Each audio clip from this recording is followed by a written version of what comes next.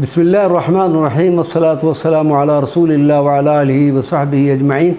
ناظرین و سامعین کرام، السلام علیکم ورحمۃ اللہ وبرکاتہ۔ حضرت مولانا جلال الدین رومی کی نظم دوم، اس نظم میں وہ مسافر شاعر جس کا تذکرہ پہلی نظم میں موجود ہے، روز عاشوراء کے ماتمیوں سے امام حسین اور ثانیہ کربلا بارے اپنا نقطہ نظر بیان کرتا ہے، جس کو حضرت مولانا جلال الدین رومی نے ایک حقائق کے انداز میں اس طرح پیش فرمایا ہے۔ گفت آرے لیک کوہ دور یزید کہ بدستی غم چہ دیری جا رسید۔ دور یزید تو کب کا ختم ہو چکا، اس غم کی داستان جہاں کیوں اتنی دیر سے پہنچی۔ چشم کوراں خسارت را بدید گوش کر آں حکایت را شنید۔ کربلا میں جو نقصان ہوا اسے تو اندھی آنکھوں نے بھی دیکھا اور بہرے کانوں نے بھی اس حکایت کو سنا۔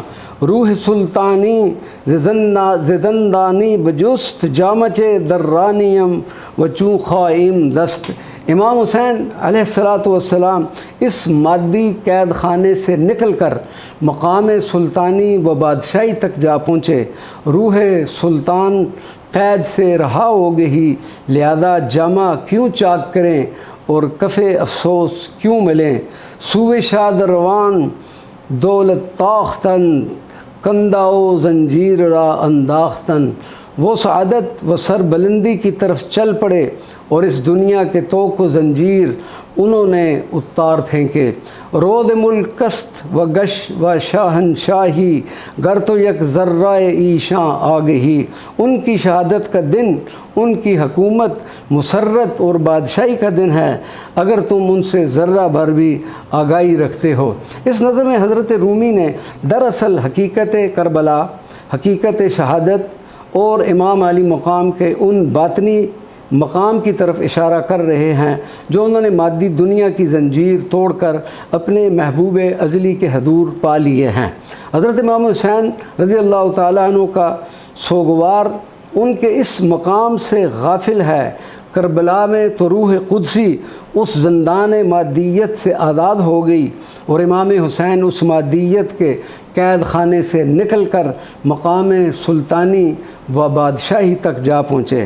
حضرت امام علی مقام علیہ السلام خسرو دین تھے، بادشاہ دین تھے، لہذا جب انہوں نے مادی بندھن توڑ دیے اور زنجیر مادیت کو اتار پھینکا تو ان کی روح وصال حق سے سرفراز ہو گئی اور یہ امر ان کے لیے باعث شادی ہے۔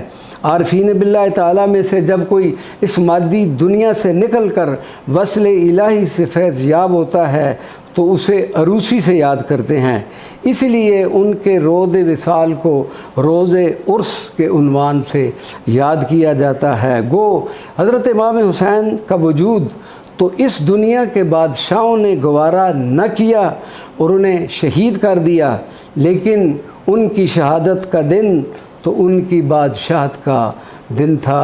السلام علیکم ورحمۃ اللہ وبرکاتہ۔